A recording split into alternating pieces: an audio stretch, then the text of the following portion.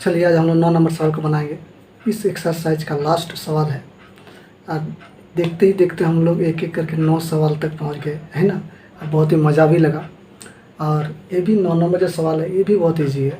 मतलब बोले ही क्या, क्योंकि शुरू से ही बोलते आ रहे कि ये सवाल ईजी है, ये सवाल ईजी है, आखिर में वो ईजी ही है।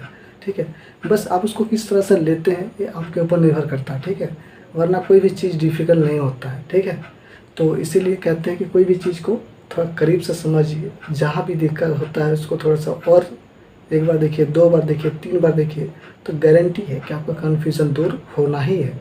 ठीक है, लेकिन मान लीजिए बहुत सारे स्टूडेंट ऐसा होता है कि पढ़ तो लेता है, समझ लेता है कि नहीं समझता, बस हाँ कॉपी में उतार लिया बस हो गया। ऐसा नहीं, कॉपी में उतारने से ज़्यादा आप महत्वपूर्ण है कि यहाँ उतारना। और यहाँ उतारने का मतलब ये है कि आप कोई भी चीज़ को बढ़िया से समझिए। जब आप चीज़ों को समझ जाते हैं तो जब यहाँ पर बैठ जाता है तो आप चाह के भी उसको भूल नहीं सकते। ठीक है, लेकिन कॉपी में उतार के क्या कीजिएगा, कॉपी का कॉपी में ही रह जाएगा।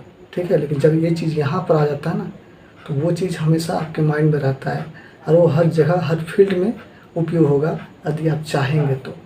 ठीक है, तो इसी प्रकार से आप कहते हैं कि क्या कीजिए कि कोई भी चीज़ को जब कीजिएगा तो पूरा 100% उसको दे दीजिए, तो आपको क्या होगा, आसानी होगा, आपको भी अच्छा लगेगा और आपको भी लगेगा कि नहीं हमने कुछ किया है। ठीक है, तो चलिए आज हम लोग देखते हैं 9 नंबर सवाल को। ये भी बहुत ईजी है। ठीक है, तो चलिए देखते हैं क्वेश्चन क्या कहता है। क्वेश्चन कहता है कि लकड़ी के एक ठोस बेलन के प्रत्येक सिरों पर, लकड़ी का है एक बेलन है, मान लीजिए कल बताया था ना, मतलब अगला वीडियो में, कि एक पेड़ को काटेंगे तो बेलन का आकार कैसा बन जाएगा।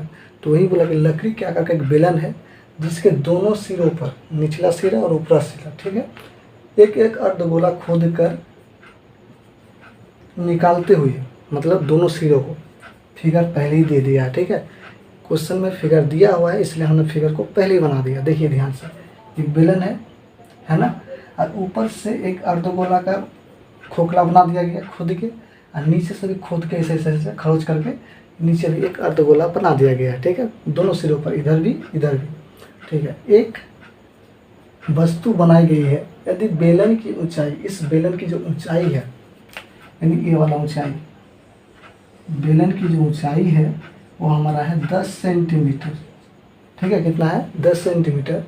और आधार की त्रिज्या, और यदि यहाँ से हम त्रिज्या मापें तो इसकी जो त्रिज्या होगा, मान लीजिए यहाँ से यहाँ तक, यानी ये वाला यहाँ से यहाँ तक त्रिज्या है ना, वो हमारा कितना है, हमको साइड में लिख के दिखा देते हैं। ये वाला यहाँ से दिखा दिए, यहाँ से एक दिखा देते हैं, यहाँ नीचे लिख देते हैं आर बराबर कितना है, 3.5 सेंटीमीटर। यानी इसकी जो त्रिज्या है वो कितना है, 3.5 सेंटीमीटर। अब आप हमको क्वेश्चन देखिए ध्यान से, उसके बाद क्या कहता है कि तो इस वस्तु का संपूर्ण पृष्ठीय क्षेत्रफल ज्ञात कीजिए। मतलब यहाँ जहाँ जहाँ रंग कर सकते हैं इसमें उसका क्षेत्रफल निकालिए। तो सबसे पहले हम आप ही से पूछते हैं कि रंग कहाँ कहाँ कर सकते हैं।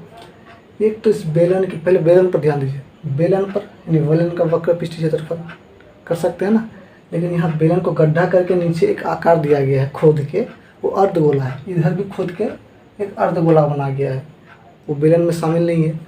सबसे पहले बेलन में कहाँ कहाँ कर सकते हैं, इसके चारों ओर, यानी बेलन का वक्र पृष्ठीय क्षेत्रफल।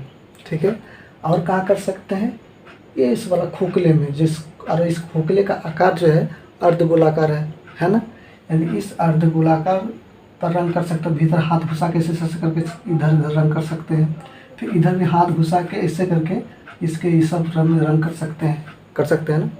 यानी 2 गो अर्धगोला है ना, तो एक अर्धगोला का वक्र पृष्ठीय क्षेत्रफल निकाल लेंगे, तो उसके बाद उसको 2 से गुना कर देंगे तो दोनों शामिल हो जाएगा। क्यों, दोनों एक ही बेलन में क्या है, स्थित है, और दोनों की त्रिज्या सेम होगा।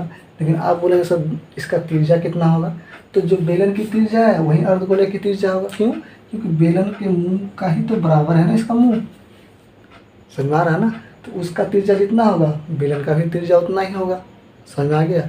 तो चलिए, तो क्या करेंगे हम लोग, सबसे पहले जो जो दिया है उसको लिख लेते हैं। ठीक है, सॉल्यूशन दिया है, क्या दिया है, बेलन एवं अर्धगोले की त्रिज्या, गोले की त्रिज्या, यानी r बराबर 3.5 सेंटीमीटर, दोनों की त्रिज्या सेम है। उसके बाद बेलन की ऊंचाई तथा बेलन की ऊंचाई, बेलन की ऊंचाई मतलब एच कितना दे के रखा, 10 सेंटीमीटर। जो जो दिया हुआ था लिख दिए ना। अब हम लोग सूत्र लगाएंगे, लिखेंगे अब, लिखते हैं अब वस्तु का संपूर्ण पृष्ठीय क्षेत्रफल, कहाँ कहाँ कर सकते हैं, बेलन का वक्र पृष्ठीय क्षेत्रफल यानी बेलन के चारों ओर कर सकते हैं ना।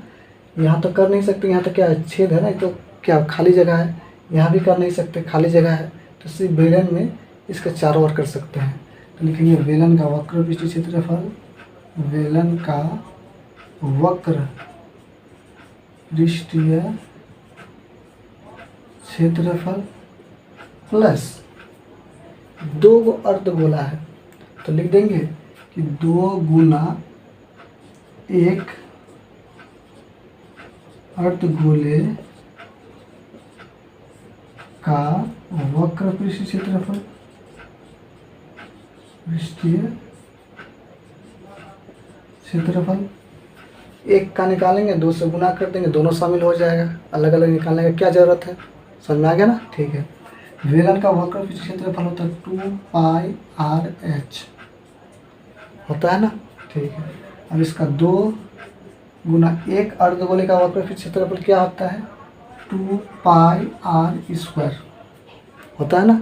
ठीक है, दोनों में क्या कॉमन है, ध्यान से देखिए, 2π, एगो r, यहाँ 2 गो r, एगो r निकल जाएगा, यानी 2πr हो गया ना ये वाला 2πr। तो एच बचा यहाँ पर 2π, एगो r निकल गया, तो एगो 2 यहाँ बचेगा और एगो यहाँ से r बचेगा ना। ठीक है, अब देखिए 2 गुना पाई का मान 22/7, r हमारा है 3.5, एच हमारा है 10 प्लस 2 गुना 3.5, क्योंकि r का मान क्या है 3.5 है। ठीक, चलिए पॉइंट को उड़ाएंगे तो 10 और 7 35, 5 दुगुना 10, 2 एकम करिए, बचा 22। ठीक है, 10 इसको गुना कीजिए, तो गुना करेंगे तो क्या हो जाएगा, 7 हो जाएगा ना, क्योंकि 3.5 है। देखिए 3.5 को 2 से गुना करेंगे, 10 का 0 हाथ में रहा, 1 3 दूना 6 के 7, 1 के बाद पॉइंट है, 1 के बाद दे दीजिए, पॉइंट के बाद का 0 का कोई वैल्यू नहीं है, यानी 7 हो जाएगा। ठीक है, अब देखिए 22 गुना, ब्रैकेट हट जाएगा, 10 और 7 कितना 17, इसको क्या कर देंगे, गुना कर देंगे, तो कर दीजिए यहाँ पर ध्यान से, 17 को 22 से करना है, 14 का 4 हाथ में रहा, 1 2 1 3, फिर 34 हो जाएगा, 4 7 3, यानी कितना आ जाएगा 374 क्षेत्रफल निकाल रहे हैं सेंटीमीटर स्क्वायर। कितना आसान है ना, जब बनाते हैं तो लगता है कि हाँ सही में बहुत ही आसान है, और सही में वो आसान ही है, बस समझ जाइए चीज़ों को। ठीक है।